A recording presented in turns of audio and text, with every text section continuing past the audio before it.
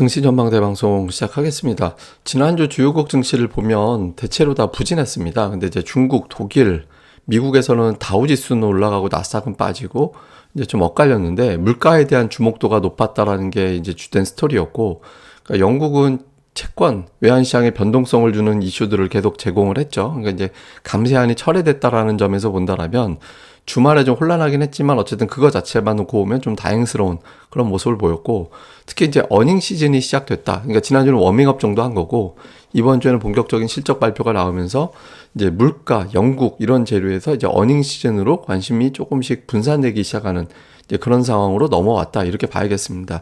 뭐 지표들 보면 달러화가 계속해서 좀 강세를 보이긴 했지만 뭐 급등했다라기보다는 이제 소폭 올라가는 정도였고, 금리가 좀 많이 뛰었습니다.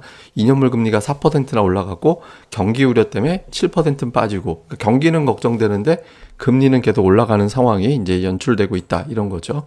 그러니까 미국의 종목들을 보면 테슬라, 뭐 대번에너지 이런 게 많이 빠졌습니다. 그리고 이제 방산주도 빠졌거든요. 그래서 뭐 러시아 전쟁이라든가 대번에너지가 국제유가라든가 이런 것들에 대한 관심도는 상대적으로 낮아졌고, 뭐 JP모건이라든가 맥도날드 이런 기업들은 실적 발표 이후에 또는 이제 금리라는 어떤 변수, 또 안정적인 어떤 매출 기반 가지고 있다라는 점, 조금 더 지금 국면에서 안전한 종목들이거든요. 그러니까 모험보다는 좀 안전한 쪽을 선호하는 것이 미국 증시의 특징이었고요. 우리 시장에서는 포스코홀딩스가 좀 많이 올라간 게 이제 가장 이제 눈에 띄지만, 더 눈에 띄는 건 SK하이닉스죠. SK하이닉스가 월간 기준으로 2011년 초반 이후에 가장 크게 올라가고 있는 그런 상황이거든요. 그러니까 하이닉스가 계속 올라가고 있다라는 게 특징. 그 외에는 사실 별로 특징이 없습니다. 자동차주 빠지고, 그다음에 뭐 조선주 빠지고 이런 것들이 이제 빠진 게 있는데, 그거 이외에는 뭐 2% 전후에서 플러스 마이너스이기 때문에 하이닉스가 올랐다, 조선주가 빠졌다, 포스코가 강했다, 이 정도가 특징. 그다음에 코스닥 쪽에서도 엔터주와 이제 PSK 같은 일부 장비주들이 선별적으로 올라갔고, 그 외 종목들은 좀 부진한 종목이 많았습니다. 이제 지난주 코스닥 지수 자체가 많이 빠졌기 때문에, 그래서 뭐 엔터주, PSK 각각 이제 반도체, 그다음에 뭐 SM 관련된 이슈하고 연결고리가 있는 종목군들 이런 것들만 강해서 전체적으로는 좀 조심스러워하던 그런 주간이었습니다. 뭐 좀 영향을 줬던 또 하나의 지표를 보면 미국의 CPI는 예상했던 것보다 좀 높게 나왔죠. 근원 CPI는 올라가는 그런 모습이 나왔고, 이렇게 되면서 물가에 대한 어떤 우려가 다시 부각이 됐거든요. 기대 인플레이션이 특히 하락하다가 올라가 버렸잖아요. 5.4에서부터 쭉 떨어지다가 다시 5.1로 확 올라가 버렸거든요. 그래서 기대 인플레이션이 올라가 버리면 임금 협상이라든가 이런 데서 이 지표가 활용되기 때문에 물가가 잡히기 쉽지 않겠구나라는 식으로 걱정을 하는 건데, 다만 이건 뭐 지표 나오고 나면 보통 이런 지표는 한 며칠 영향 주고 다른 재료로 넘어가기 때문에 주말에 미증시 하락한 거 정도로 반영이 됐다. 그 다음에는 이제 뭐 연준 인사들의 발언이 됐든 뭐 FMC 전망이 됐든 그런 재료로 넘어가게 될 겁니다. 근데 어쨌든 지난주 변동성을 키운 재료, 이렇게 보시면 되고요. 다음 이제 중요한 어떤 고비점에 이르고 있는 지표들이 있습니다. 예를 들면 지난주에도 보여드린 거죠. S&P 500 지수가 지난주에 200주선 깨고 내려왔거든요. 이게 차트에서 보시다시피 200주선이 굉장히 중요한 자리인데, 지금 3,599가 200주선인데 지난주에 깼습니다. 3,583이니까. 그러니까 이번 주에 곧바로 회복하고 넉넉하게 이제 올려놓을 수 있겠느냐, 아니면 여기서 이제 밑으로 더 벌어지느냐, 여기서 매물이 더 쏟아질 수도 있거든요. 그러니까 이번 주에 좀 주목해 볼 필요가 있고, 실적이 또 금리가 어떤 영향을 주는지.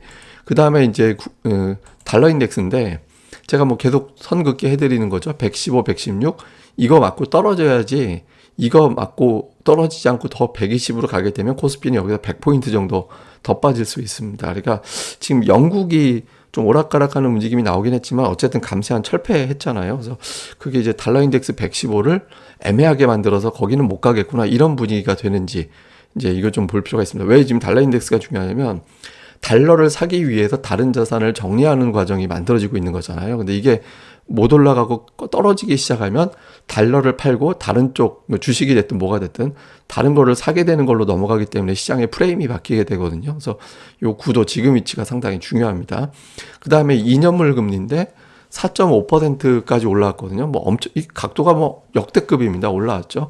근데 지금 5% 전후에서가 이제 2007년도 그때 이제 상단이었는데 여기서 5%까지 갈 수 있을까? 이런 어떤 시각도 있거든요. 그러니까 미국 연준 금리 인상이 아무리 올라간다 하더라도 내년도 현재까지로는 최대 피크가 상단이 5%이기 때문에, 그래서 여기서부터 금리 인상 속도가 이번 주에 좀 둔해진다라면, 그러니까 이런 기대가 좀 있을 거고요.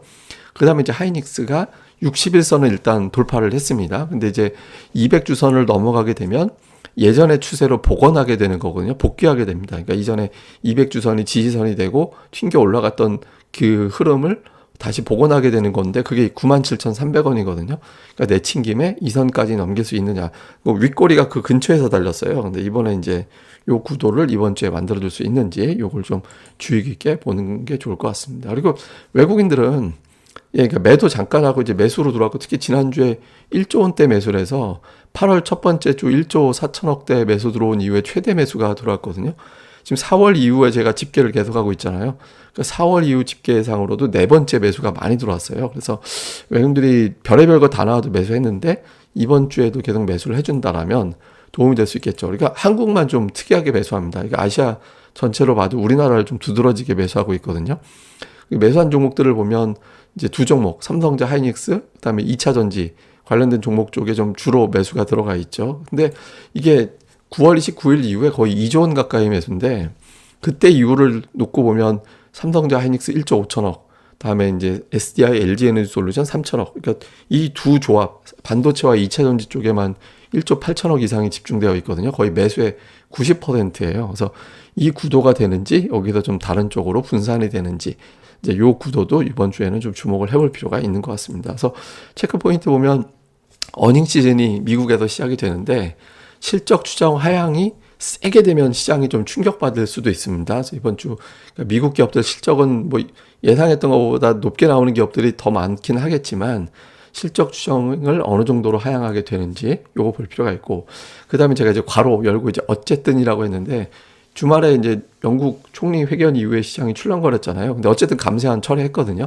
그래서 파운드와 영국의 국채 금리 이런 것들이 이제 어떻게 안정이 되느냐, 요 구도 되게 중요합니다. 환율이 우리나라가 5개월 연속 올라간 사례가 2번밖에 없어요. 대부분 다 4개월 정도면 꺾였거든요. 이번 달 현재까지는 원달러 환율이 마이너스 상태인데, 주초에 이제 조금 플러스로 돌아서겠죠. 근데 어쨌든 환율에 영향을 주는지, 그 다음에 이제 이게 제일 중요하죠, 사실은. 외국인들이 매수를 계속 해주면 시장이 쉽게 빠지지 않는구나, 그리고 빠진다 하더라도 금방 또 회복을 하겠구나, 이런 믿음이 될 수 있거든요. 그래서 외국인 투자자들의 매수가 이번 주말에 저렇게까지 빠졌는데도 이어지느냐, 특히 반도체주가 버텨주면, 반도체주가 뭐 메인 종목이 되기에는 조금 이상하잖아요. 지금은 쉽지 않죠. 그러니까 이 종목이 버텨줘야 다른 종목들이 이러면 종목 장세를, 수익률 게임을 벌일 수 있겠구나, 이런 환경이 만들어지게 되거든요. 그래서 이게 버텨줄 때 어느 종목군들이 튀어 올라가는지 요 구도도 주목해 볼 필요가 있습니다. 그래서 지난주 그 외국인들 승률이 높아졌어요. 그러니까 코스닥 지수가 빠진 걸 감안해 보면 순매수 상위 종목들 쭉 나열해 보면 거의 70% 정도, 그러니까 매수한 거에 70% 정도가 이제 평균 매수가보다 주가가 올라가 있잖아요. 지금 이 종목들 좀 주목해 볼 필요가 있고, 기관은 더 좋죠. 뭐 원래 이제 수익률 게임 벌일 때 기관 쪽 성적이 더 잘 나오거든요. 그래서 이렇게 양쪽에서 매수하고 있는 종목군들이 조금 2차 전지 쪽 기관 같은 경우는 또 있지만, 뭐 IT 계열의 이런 종목군들도 좀 포함이 되고, 그 외국인들 같은 경우는 약간 바이오 계열의 종목군들이 좀 포함이 돼 있고, 이런 게 좀 특징적으로 나오거든요. 그래서 이번 주에 이 구도가 유지가 되는지도 잘 살펴보시는 게 중요할 것 같습니다.